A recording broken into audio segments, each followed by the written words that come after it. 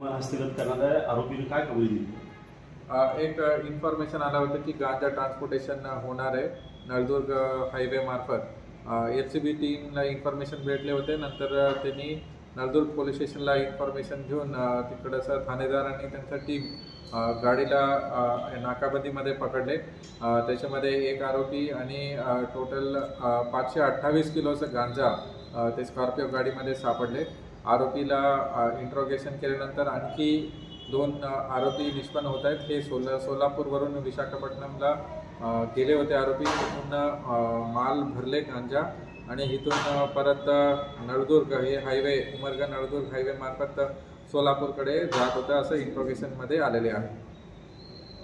Sir, एकूण किती व्यक्तींना अटक केली, किती माल जप्त केला?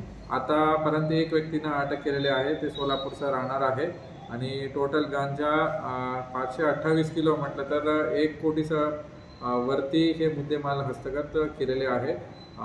टीम LCB टीम पूर्ण त्याचं मेहनत घेतलेली आहे। नंतर नळदुर्ग पोलीस स्टेशन आणि SDPO तुळजापूर त्यांनी पण पंचनामा वगैरे करून ते आरोपींना 6 दिवसाचं PC भेटलेलं आहे। ह्याच्यामध्ये आणखी हे कुठून येत आहेत, माल कुठं भरले, कुठं हे घेऊन जात होते, कोणाला विक्री करणार होते, हे सगळं आणखी इन्व्हेस्टिगेशनमध्ये तपासमध्ये आणखी निष्पन्न होईल।